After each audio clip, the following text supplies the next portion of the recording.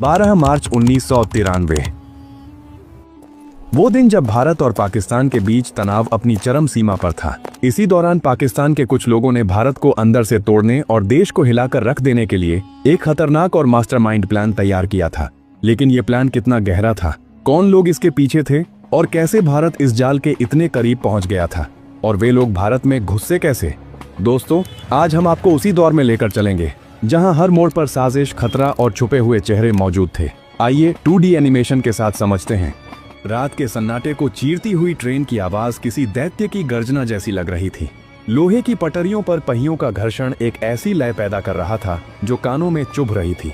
Train के general coach में भीड़ तो थी, लेकिन एक अजीब सी खामोशी भी छाई हुई थी।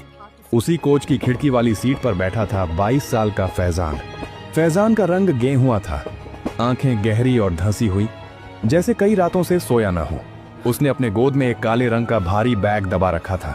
उसके हाथ उस बैग की चेन को इतनी जोर से पकड़े हुए थे कि उसकी उंगलियों के पोर सफेद पड़ गए थे।